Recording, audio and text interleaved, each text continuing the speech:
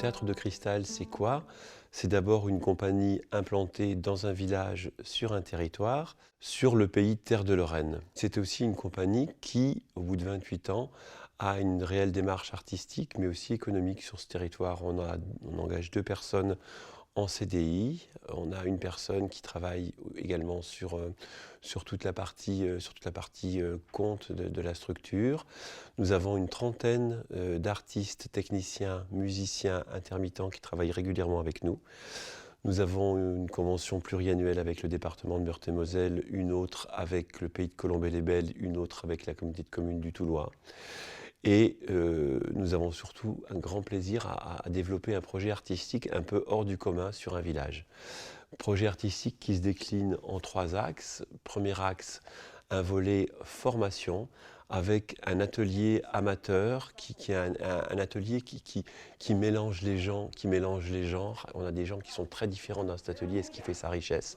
Cet atelier est accompagné par une équipe professionnelle, metteur en scène, techniciens, musiciens, décorateurs selon les projets, et a la particularité de tourner dans les villages. On a montré des projets complètement très ambitieux et qui ont connu un grand succès parce que des projets différents des spectacles qu'on peut monter habituellement. Je pense au bal notamment où on jouait sous chapiteaux démontables.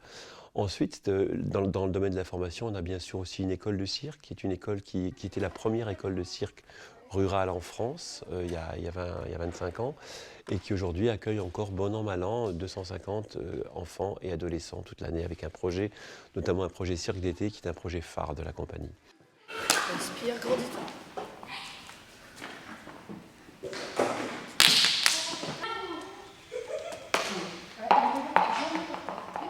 Le deuxième volet de la compagnie, c'est un projet montage, écriture de spectacles, avec la particularité d'écrire des spectacles, de monter des spectacles où on provoque la rencontre entre auteurs et habitants. Et de ces projets-là, de ces rencontres-là, naissent des projets, naissent des spectacles qui tournent un peu partout sur le Grand Est, voire un peu plus loin. On a eu la chance de tourner en Allemagne, de tourner au Maroc, de tourner au Québec aussi avec certains de nos spectacles. Et le troisième volet de la compagnie, c'est un volet qui est important, qui est un volet qu'on appelle, nous, projet événementiel, où on amène à une communauté de communes, à une association, à une commune, à un département, voire une région, on amène une équipe artistique qui se met au service d'un projet et qui fait toujours travailler, nous ce qu'on aime c'est le mélange, qui fait toujours travailler à la fois les amateurs mais aussi les professionnels. Le dernier volet, et non des moindres, c'est un volet qui correspond à cette salle qu'on vient de construire au bout de 28 ans. Ça a été un rêve fou de créer cette salle. C'est une salle qui a été réfléchie, c'est une salle qui a été pensée, c'est une salle qui a été imaginée, rêvée avec un collectif, avec un conseil d'administration, on est aussi association, et avec une équipe professionnelle. Et du coup, on a imaginé pendant 2 ans cette salle, le rêve de cette salle, qu'on a ensuite financé nous-mêmes, tout en continuant à être locataire de la structure intercommunale. On a investi ce qu'on pouvait investir, on s'est donné un budget maximum qui était de 150 000 €, qu'on a financé grâce à des aides, mais aussi grâce à un énorme travail de bénévolat. Ce qui fait un petit peu notre particularité, c'est les spectacles que nous montons autour notamment des dépendances. On a la chance d'avoir 3 spectacles qui tournent autour des dépendances. Le premier est un spectacle qui tourne autour de la dépendance à la drogue. Et c'est un spectacle phare de la compagnie puisqu'il a été monté en 2004 en lien avec le PCI de Colombey-les-Belles, mais aussi avec les services sociaux du département de Meurthe-et-Moselle. Ce projet Cocaine Airlines raconte le parcours d'une jeune fille droguée et tout son parcours avec sa famille. Donc une comédienne joue 3 personnages. Et du coup, ce spectacle-là tourne beaucoup en collège, en lycée.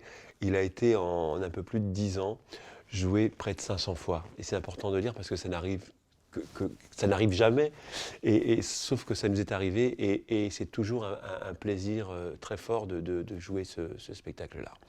Ensuite, on a un spectacle qui parle des relations des jeunes à l'alcool. Spectacle qui est plutôt présenté de façon ludique avec l'auteur à rencontrer des jeunes qui lui ont raconté leur rapport à l'alcool, comment ils buvaient, comment ils consommaient. Et l'auteur Guy Bollet a du coup écrit un spectacle qui présente 16 personnages qui sont joués par 2 comédiens. Et puis nous avons enfin un autre spectacle, pour le coup écrit par Michel Maillan, qui raconte une dépendance aux réseaux sociaux. Les spectacles autour des dépendances qu'on a montés tournent beaucoup, une centaine de fois par an, un peu partout. Et c'est vrai que c'est quelque chose qui reste aussi une image de la compagnie qu'on défend.